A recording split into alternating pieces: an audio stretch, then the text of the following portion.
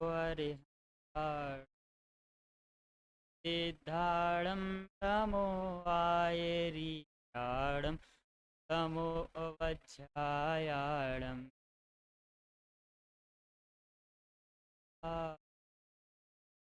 मंगलम भगवान मंगलम गौतमो घड़ी तम कुमार्यो सर्वमांगल्य मंगल्यम सर्वकल्याणकारकम अनाम सर्वधर्माणां परम शुभाशुभ जगलपन भावमल सो मुकति न होई केवल पद पाई। तो आज हम पुण्य एवं पाप के विषय से चर्चा करेंगे। हम पुण्य और पाप में जिस प्रकार मंगलाचरण में पहले पंच परमेष्टि भगवान एवं महावीर स्वामी और शंकरों को नमस्कार कर चुके हैं, तो इसमें हम समझेंगे कर्म शुभाशुभ दो ही, मतलब जो कर्म हैं शुभ अशुभ दो कर्म हैं। तो ये किस रूप हैं? उद्गल पिंड रूप, उद्गल पिंड रूप हैं। विभावमल हैं, मतलब विभाव क्या? आत्मा के स्वभाव के विपरीत भाव को विभाव कहते हैं। मतलब जो पुण्य एवं पाप हैं, शुभ अशुभ परिणाम हैं, इनसे दोनों से हमें मुक्ति नहीं हो सकती और ना ही हम केवल पद को प्राप्त कर सकते। कि मैं दौलत राम जी ने छैडाला में लिखते हैं कि हमें दोष एवं गुण का ज्ञान होना आवश्यक है। अगर हमें दोष एवं गुण का ज्ञान नहीं होगा तो हम किस प्रकार किस चीज़ को ग्रहण करना है एवं किस चीज़ को छोड़ना है, इसका हम भेद नहीं कर पाएंगे। तो हमें शुभ परिणाम, शुभ एवं अशुभ परिणाम एवं शुद्ध भाव क्या है, इनमें अंतर देखेंगे। तो जिस प्रकार की जो हमारे जन सामान्य हैं उनमें एक भ्रांति फैली रहती है कि पुण्य एवं पाप दोनों ही अलग अलग हैं, परंतु ऐसा नहीं है। पुण्य एवं पाप दोनों ही एक हैं, दोनों ही आत्मा को बांधती हैं एवं संसार में भ्रमण कराती हैं। तो हमें दोनों का ही त्याग करके मोक्ष मार्ग की ओर अग्रसर होना है। तो सर्वप्रथम हम पुण्य पाप को समझ लेते हैं। पुण्य एवं पाप दोनों ही आत्मा की विकार्यन्वृत्तियाँ होती हैं, अंतर्वृत्तियाँ हैं। तो इस पंक्ति में दो शब्द हैं, जैसे कि विकारी। विकार का अर्थ क्या होता है? स्वभाव का विपरीत भाव विकार, मतलब जो हमारे आत्मा को बांधे, विकार। और अंतर्वृत्तियाँ, अंतर का अर्थ होता है अंदर और वृत्तिया का अर्थ होता है क्रियाएं। जो हमारे अंदर की विपरीत क्रियाएं हैं और इसे हम अंतर्वृत्तियाँ कहती हैं, जैसे पुण्य एवं पाप। तो जन सामान्य का एक प्रश्न होता है लोगों का कि पुण्य एवं पाप कैसे बनते हैं, तो क्या कार्य करने से पुण्य बनते हैं और क्या कार्य करने से पापों का बंध होता है। तो पुण्य में देव पूजा, गुरु उपासना, दान, दया, धर्म आदि करने से पुण्य का बंध होता है, एवं पाप में हिंसा, झूठ, चोरी, खुशील आदि करने से पापों का बंध होता है।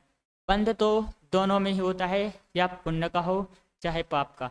पुण्य का जब बंध होता है तो हमारे अनुकूल संयोगों की प्राप्ति होती है। मतलब हमारे मन को एक प्रकार का साता रहता है कि मतलब हमने अच्छा काम किया है। और जैसे ही आप चोरी, झूठ कुछ भी करोगे, अगर कोई इंसान चोरी करता है तो उसे मन में कहीं ना कहीं ये भाव लगा रहता है, डर बना रहता है कि कहीं हम पकड़े ना जाएं। तो उसके मन में सदैव प्रतिकूलताएं बनी रहती हैं और वह हमेशा डरता रहता है। इसलिए हमें पुण्य एवं पाप को दोनों को एक मानकर इसको छोड़ना है और मोक्ष मार्ग के लिए अग्रसर होना है। लोग क्या समझते हैं कि पुण्य एवं, मतलब जन सामान्य में एक ये भ्रांति रहती है कि पुण्य तो बुरा है, अरे पाप बुरा है परंतु पुण्य इससे अच्छा है, परंतु ऐसा नहीं है, क्योंकि दोनों ही बंध का कारण है। तो अगर आप उनसे पूछते हैं कि आप पुण्य को अच्छा और पाप को बुरा क्यों मानते हो, तो वो बताते हैं कि पुण्य करने से हमें सुगति की प्राप्ति हो, अर्थात सुगति में मनुष्य गति, देवगति या देवगति मिलती है। और उनसे पूछते हैं पुण्य पाप करने से क्या होता है, तो वो आपको बताएंगे कि कुगति अर्थात होता है नरक गति, त्रियंच गति। परंतु उनको यह पता नहीं होता है कि चारों गतियां ही संसार में हैं, चारों गतियां ही हमें दुख कराने वाली हैं। अर्थात मनुष्य गति, देवगति, त्रियंच, नरक गति, चारों ही इसी संसार में गतियां हैं और हमें ये सभी तरह का दुख कराती हैं। परंतु यह जन सामान्य यह प्रश्न नहीं समझता है और वह पुण्य एवं पाप को अलग अलग मानता रहता है। दौलत राम जी अपनी पहली ढाल में लिखते हैं, जो संसार विशेषक हो तो तीर्थंकर क्यों त्यागे, काहे को सिर्फ साधन करते, संयम सो अनुरागे। मतलब वो कहते हैं कि अगर संसार में सुख होता तो तीर्थंकर इस संसार को क्यों त्यागते, क्यों त्यागे। मतलब उनके पास क्या कमी थी, समस्त संसार का ज्ञान, मतलब ज्ञान सुख समृद्धि हर चीज से वो निपुण थे, तो फिर भी उन्होंने मोक्ष मार्ग को पाने की अभिलाषा की और मुनि व्रत धारण करके वो इस संसार को त्यागा, पुण्य पाप आदि का हे मानकर शुद्ध परिणामों को ग्रहण किया और इस संसार को त्यागा। इसी में आचार्य कुंद देव भी, आचार्य कुंद देव के एक दृष्टांत से समझा है कि जिस प्रकार अगर कोई व्यक्ति हैं, दो व्यक्ति हैं, वो गलत कार्य करते हैं और उन्हें अपन मतलब किसी भी दृष्टांत से लें कि कारागार में डाला उनके लिए, तो एक को तो लोहे की बेड़ियों से बांध दिया गया और एक को सोने की बेड़ियों से बांध दिया गया। अगर आप दोनों से ही जाकर बारी बारी प्रश्न करते हैं कि लोहे की बेड़ियों से जो बंधा है उससे आप पूछेंगे क्या आप सुखी हैं, तो वो आपको बताएगा कि नहीं, हम बंधन में हैं, हमें मुक्ति चाहिए। और इसी प्रकार से आप सोने वाले से प्रश्न करेंगे जो सोने की बेड़ियों से बंधा है, तो वो भी आपको यही बोलेगा कि हमें मुक्ति चाहिए, सोने की बेड़ियां नहीं, क्योंकि चोरी करके भी उसने कभी इतना सोना नहीं हासिल किया जितना उसे बेड़ियों में बांध दिया गया है, फिर भी वो मुक्ति की कामना करता है।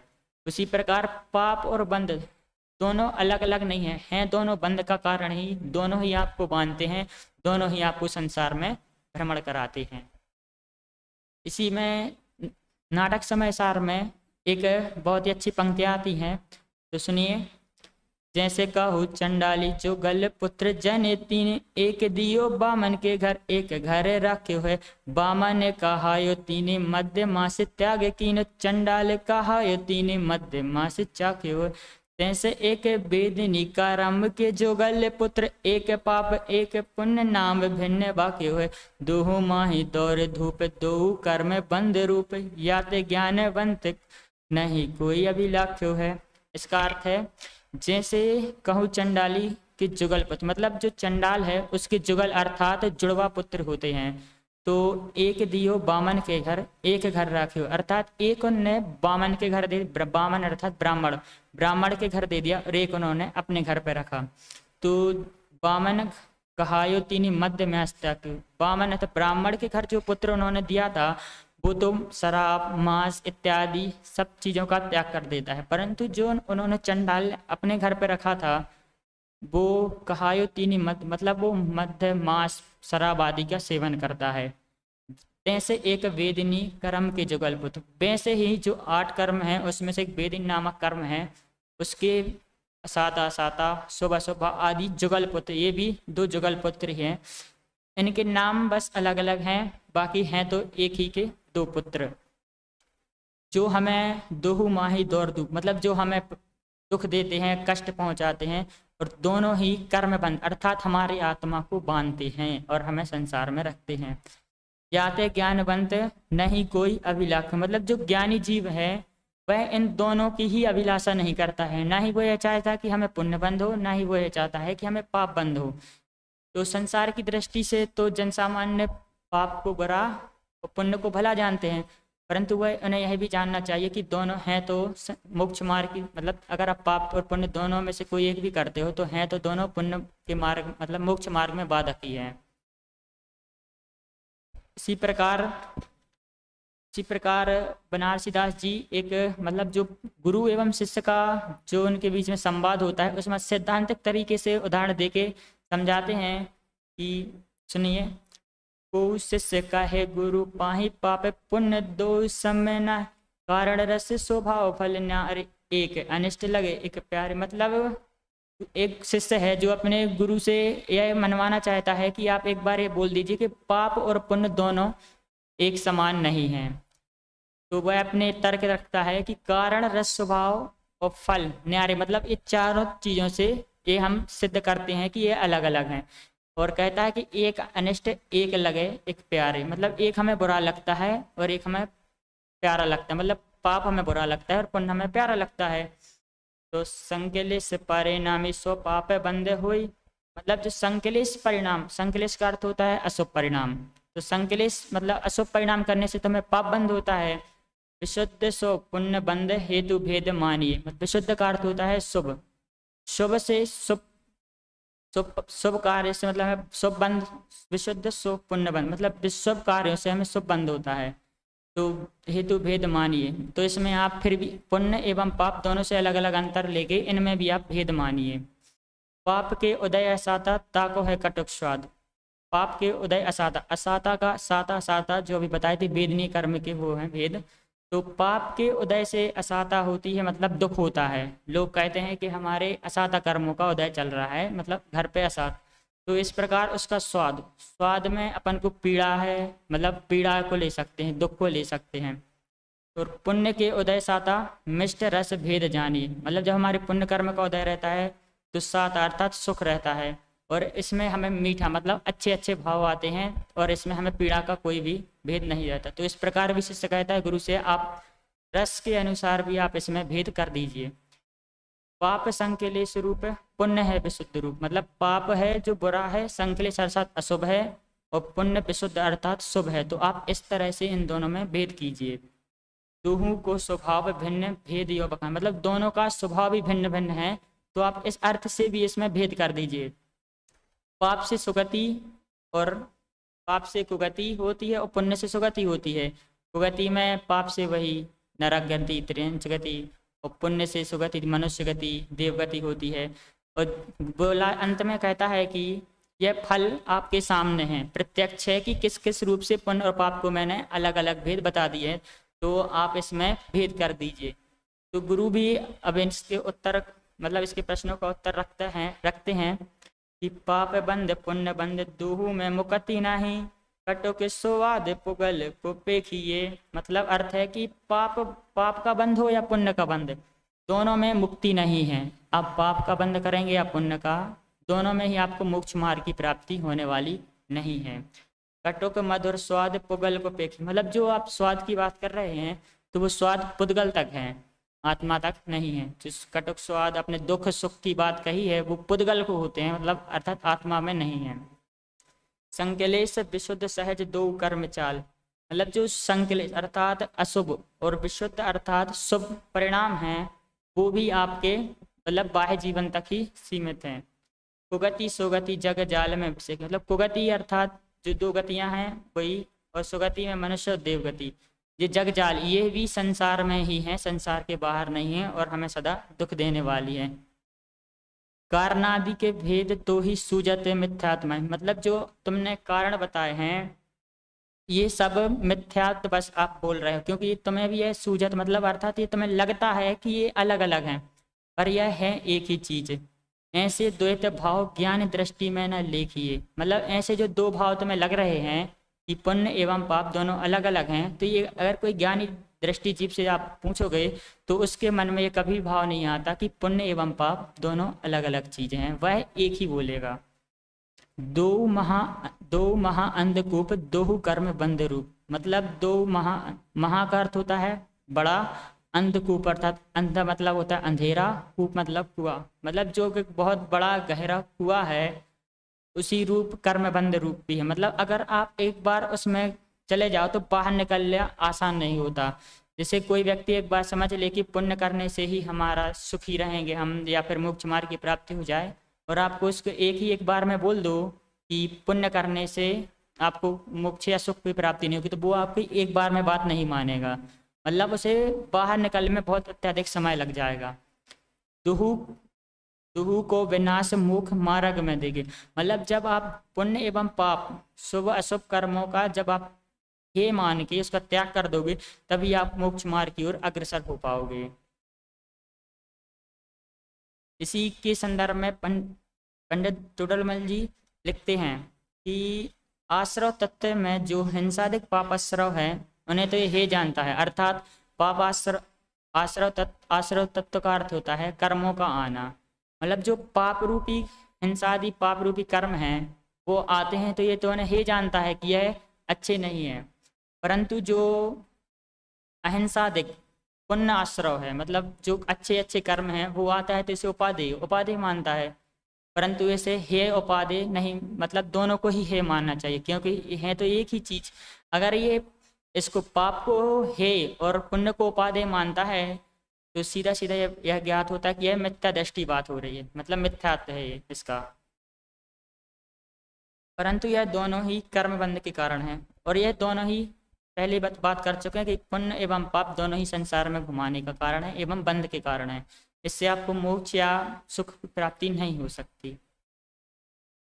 इस प्रकार अहिंसावाद सत्याधिक और तो पुण्य बंध के कारण है। मतलब यहाँ पे कह रहे हैं कि अगर आप सत्य, अहिंसा आदि का पालन करते हो तो आपको होगा तो पुण्य बंध, और अगर आप पाप कर्म करते हो, जैसे हिंसा, असत्य बोलना, पांचों पाप आदि आप ये करते हो, तो आपको पाप बंध बंधेगा, जिससे आपके कर्म तो दोनों में ही बनने वाले हैं, चाहे आप पाप करो या पुण्य करो, कर्म बंध तो आपको दोनों में होने वाला है। ये सर्व मिथ्या अध्यवसाय है। इसका मतलब दोनों ही आपको मिथ्या अध्यवसाय, मतलब दोनों ही आपको घेरने वाले हैं, दोनों ही संसार में भ्रमण कराएंगे, चाहे आप कुछ कुछ भी, मतलब ये सब त्याज हैं, मतलब त्यागने योग्य हैं। आप पुण्य को भी त्यागो, उसको भी त्यागो, यहाँ पे ये कहा गया है। तो लोग कहते हैं कि जन सामान्य अगर आप सभी से बोल दोगे कि पुण्य भी आप त्याग दो, पाप को भी त्याग दो, तो लोग तो कहेंगे ही आपसे कि तो हम करें क्या। तो इसमें बहुत अच्छी बात कही है कि आप बीतराग होकर ज्ञात दृष्टा रूप प्रवर्ते और निर्बद्ध रहे। मतलब अगर आप बीतरागता और ज्ञात दृष्टा अपनी आत्मा को ही बस जानते हैं तो आप निर्बंध, मतलब किसी भी चीज में नहीं बंधेंगे। सो उपादेय, मतलब इसे आप ग्रहण कीजिए, शुद्ध भाव को ग्रहण कीजिए, ना कि शुभ अशुभ भाव को। सो ऐसी दशा ना हो, ऐसी दशा में मतलब जब तक आपकी बीतराग दशा नहीं है तब तक आप सिर्फ शुभ परिणाम को प्रशस्त, मतलब शुभ परिणाम का प्रवर्तन करो। परंतु ऐसा इसमें ऐसा नहीं कहा गया कि आप शुभ ही शुभ परिणाम करो। शुभ जब तक बीतरागता आप में नहीं आ रही है तब तक आप शुभ परिणाम पर बरतो, अशुभ तो नहीं करना है। तो शुभ परिणाम करते करते भी आपके मन में ये भाव आना चाहिए कि हमें एक दिन इसको भी छोड़ना है और शुभ, मतलब शुद्ध शुद्ध परिणाम को हमें प्राप्त करना है। अगर आप उसी में लगे रहोगे तो ये मिथ्या दृष्टि हो जाएगा, क्योंकि आपने हे तो पाप को तो हे मान लिया, पुण्य को पा दे। तो ये नहीं, आपको जब तक बीतरागता प्राप्त नहीं हो रही है तब तक आपको इस शुभ भाव करने हैं, और अपने मन में यही सिद्धांत करना है कि एक दिन हम इसे छोड़ के शुद्ध दशा मोक्ष मार्ग की ओर अग्रसर होंगे। इस प्रकार हम देखते हैं कि यद्यपि लौकिक दृष्टि से पाप की अपेक्षा पुण्य अच्छा है, इसी तथ्य को लक्ष्य में रखकर शास्त्रों में से व्यवहार से भी धर्म कहा गया है। मतलब लौकिक दृष्टि में लोग कहते हैं कि पाप से अच्छा तो पुण्य ही है, पाप से अच्छा पुण्य है। तो इस बात को मतलब जन सामान्य में फैलाने के लिए व्यवहार से, निश्चय से नहीं, व्यवहार से लिख दिया गया है कि हाँ शुभ कार्य करना अच्छी बात है, परंतु अच्छा वहां तक है जहां आप अशुभ कार्य कर रहे हैं तो उसकी अपेक्षा शुभ है। अब कोई इंसान है कि वो गलत कार्य 100% गलत कार्य कर रहा है, तो कम से कम 10% शुभ कार्य करेगा, मतलब तो 100% से अच्छा तो 10% उसको अच्छा ही हो। इस प्रकार से शुभ को व्यवहार से कहा गया है। लेकिन अगर कोई कहे कि पुण्य करने से मोक्ष मार्ग होगा, तो पुण्य का स्थान एवं पाप का स्थान दोनों ही मोक्ष मार्ग के जाने के लिए, दोनों का स्थान कैसा है, अभावात्मक है, मतलब दोनों का कोई स्थान नहीं है। पुण्य भला मानने में मूल कारण पुण्य के फलस्वरूप प्राप्त होने वाली भोग सामग्री में सुख बुद्धि है। अब लोग पुण्य को भला क्यों मानते हैं और पाप को बुरा तो सभी मानते हैं, तो पुण्य को भला क्यों मानते हैं? पुण्य को भला इसलिए मानते हैं क्योंकि जो पुण्य करेंगे तो इससे हमें अच्छे कर्मों का बंध होगा, अच्छे कर्मों का बंध होगा, और कर्मों का जब उदय आएगा तो हमें अच्छी भोग सामग्री, मतलब अच्छी चीज़ों की प्राप्ति होगी। मतलब वो पुण्य भी कर रहा है तो एक लालच बस, या कि ये सोच के करता है कि हमें आगे जाके सुख सुविधाएं मिलेंगी, आगे जाके हमारे साथ अच्छा होगा, इस वश होकर वह पुण्य करता है। तो इसको हटाने के लिए सबसे पहले हमें क्या, जब तक भोगों से सुख रूप माना जाता रहेगा तब तक पुण्य में उपादेय बुद्धि नहीं जाएगी। मतलब जब तक वह पुण्य में उपादेय बुद्धि रखेगा तब तक उसकी भोगों के प्रति तो वो जाएगी नहीं, क्योंकि वो अगर पुण्य करता रहेगा तो उसे लगेगा कि हमारे लिए तो हमारे कर्मों का अच्छा उदय आएगा, एक दिन आएगा जो हमें अच्छी अच्छी चीज़ें मिलेंगी, तो इसलिए वह पुण्य में उपादेय बुद्धि रखता है। ज्ञानानंद स्वभावी आत्मा के स्पर्श के बिना सुख बुद्धि नहीं जा सकती। मतलब जब तक कोई अपनी आत्मा को ना जाने, पहचाने नहीं, तब तक उसकी भोगों से सुख बुद्धि कैसे चले जाएगी। वह तो पुण्य करता रहेगा और सुख बुद्धि के लिए वो सोचता रहेगा बार बार कि अगर मैं पुण्य करूंगा तो अच्छे कर्म होंगे, सोचता रहेगा और उसकी कभी भोगों से सुख बुद्धि नहीं जा सकती। ज्ञानानंद स्वभावी आत्मा का अनुभव ही शुद्ध भाव है। मतलब अपनी आत्मा को पहचानना ही शुद्ध भाव है। शुभ भाव अशुभ भाव अलग, और शुद्ध भाव है जो हमें ग्रहण करना है और शुभ अशुभ भाव का त्याग करना है। शुद्ध भाव है जो शुभ अशुभ भाव के बिल्कुल अभाव रूप है, मतलब विपरीत है। अतः सम्यक सुखाभिलाषी जीवों को आत्मानुभूति रूप शुद्ध भाव को प्राप्त करने का प्रयत्न करना है। यहाँ पे कहा कि जो सुखाभिलाषी जीवों को आत्मानुभूति करना है, मतलब इन सब को छोड़कर शुद्ध अवस्था को प्राप्त करके मोक्ष मार्ग की ओर बढ़ना है और शुद्ध भाव को प्राप्त करने का प्रयत्न करना है। मंगल भावना सर जय जी।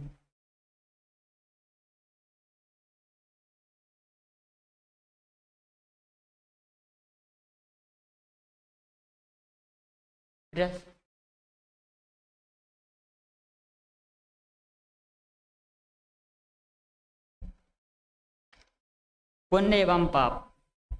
पुण्य और पाप के बारे में संदर्भ में कहा जाता है कि पुण्य एवं पाप दोनों ही हमारे आत्मा की विकार अंतर्वृत्तियां हैं। विकार मतलब स्वभाव का विपरीत भाव ही विकार है।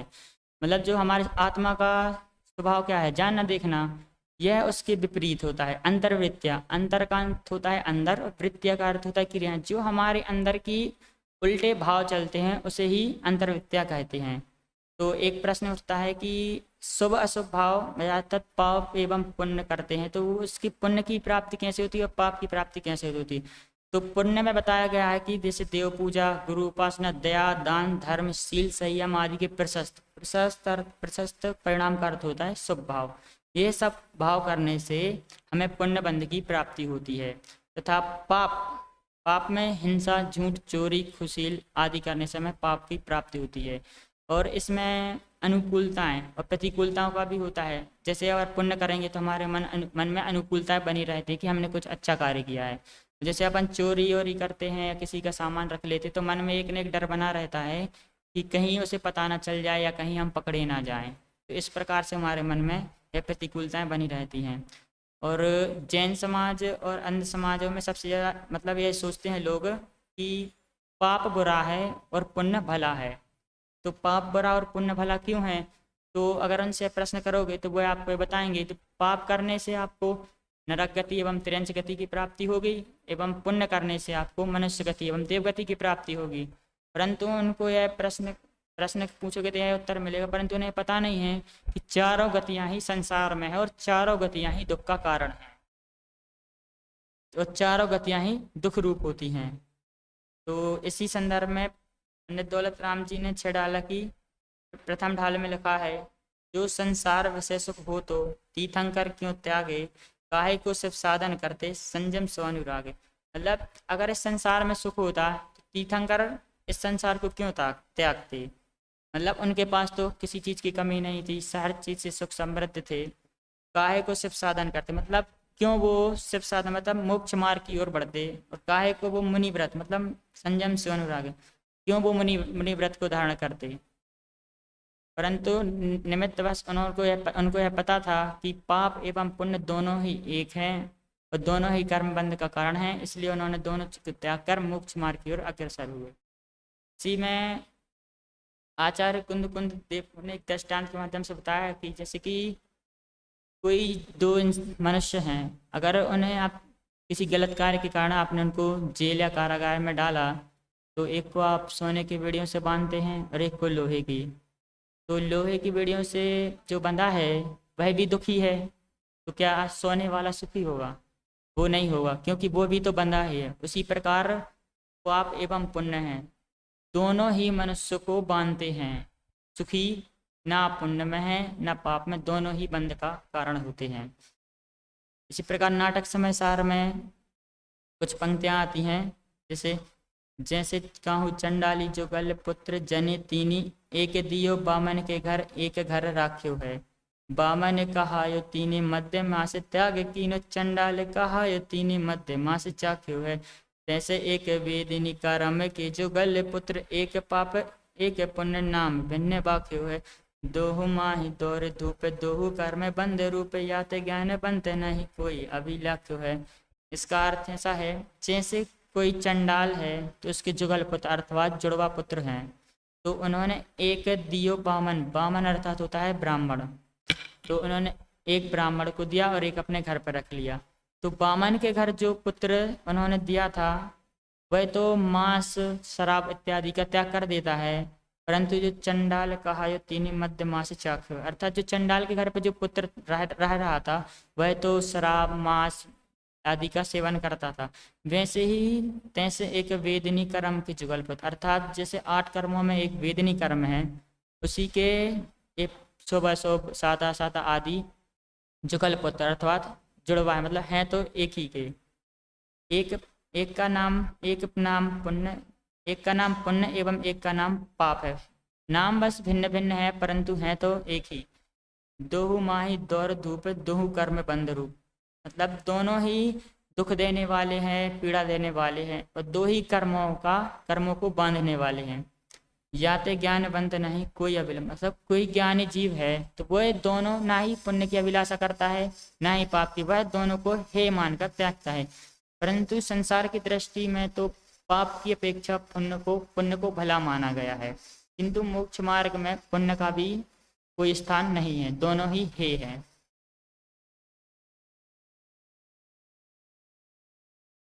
इसी प्रकार से एक बनारसीदा समय सार के नाटक में कुछ शिष्य एवं गुरु का संवाद होता है इस प्रकार।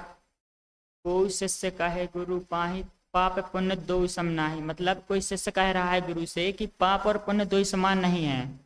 तो गुरु ने कहा किस प्रकार, तो वह अपने तर्क देके बताता है। कारण रस स्वभाव फल न्यारे, एक अनिष्ट लगे एक प्यारे, मतलब कारण से रस से स्वभाव से एवं जो उनका फल होता है इनसे यह भिन्न भिन्न होते हैं, क्योंकि एक हमें इष्ट लगता है और एक हमें अनिष्ट लगता है, मतलब एक हमें प्यारा लग रहा है और एक हमें बुरा लग रहा है, तो इस कारण से आप उनको में भेद कर सकते हैं। तो संकलेश परिणामी सो पाप बंद कोई, मतलब संकलेश अर्थात होता है अशुभ परिणाम, अशुभ परिणाम से हमें कैसा बंध होगा, पाप रूपी बंध होगा। विशुद्ध तो पुण्य बंध हेतु भेद मानिए, मतलब जो विशुद्ध अर्थात शुभ परिणाम है उससे तो हमें पुण्य बंध होगा। तो इस प्रकार से भी आप शुभ अशुभ एवं अच्छे एवं बुरे कर्मों से भी आप इसमें भेद कर सकते हैं। तो पाप के उदय साता ताको है कटुक स्वाद, पाप का उदय जब आता है तो लोग कहते हैं कि असाता, असाता अर्थात होता है दुख, बड़े असाता कर्म का उदय चल रहा है, या तो दुखी हो, दुख है उनको। और कटुक स्वाद, स्वाद का अर्थ यहाँ पे लिया गया पीड़ा अर्थात दुखों से लिया गया है। पुण्य उदय साता मिष्ट रस भेद जानिए, मतलब पुण्य के उदय से हमें साता, मतलब सुखी, साता का अर्थ अपन सुख में भी ले सकते हैं कि साता है एक प्रकार से, और रस मिष्ट मतलब होता है कोई भी दुख अर्थात पीड़ा हमारे लिए नहीं है। पाप संकलेश रूप, पुण्य है विशुद्ध रूप, मतलब पाप है जो वो अशुभ रूप है और पुण्य है जो वो शुभ रूप है।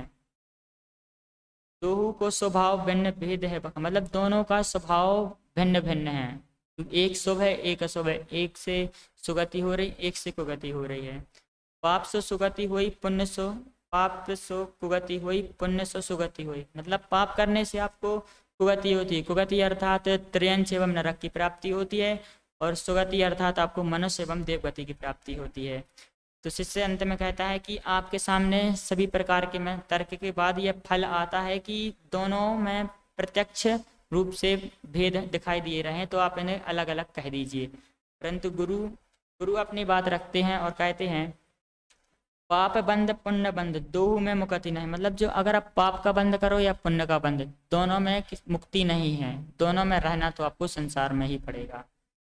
कटो को मधुर स्वाद पुगल को पेख, मतलब जो कटो को और मधुर स्वाद आपने बताए हैं वो भी पुद्गल तक ही हैं, पुद्गल तक हैं, अर्थात आत्मा में उनका कोई भी स्थान नहीं है, मोक्ष मार्ग में भी उनका कोई स्थान नहीं है।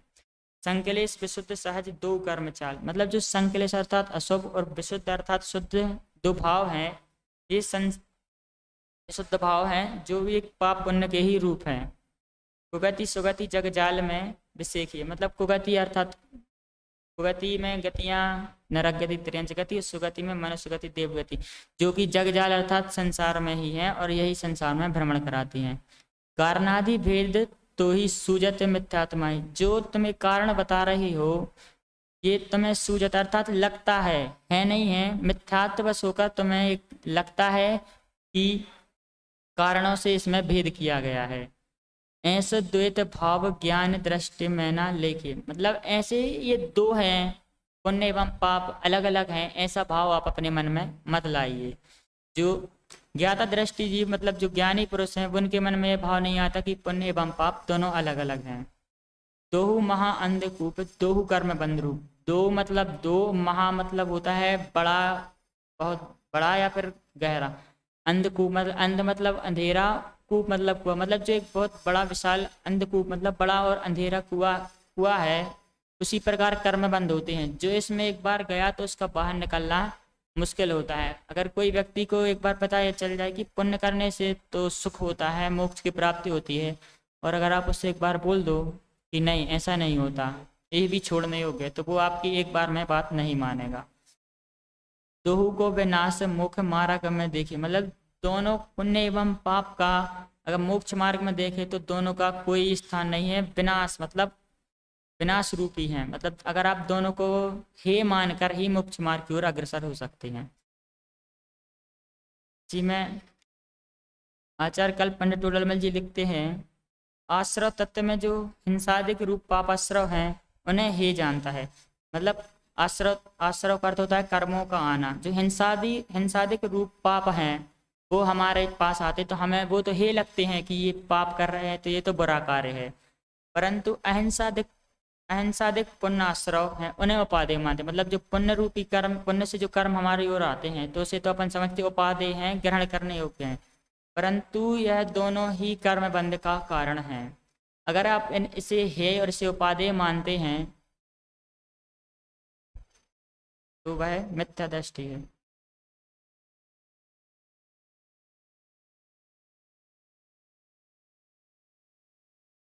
सही है।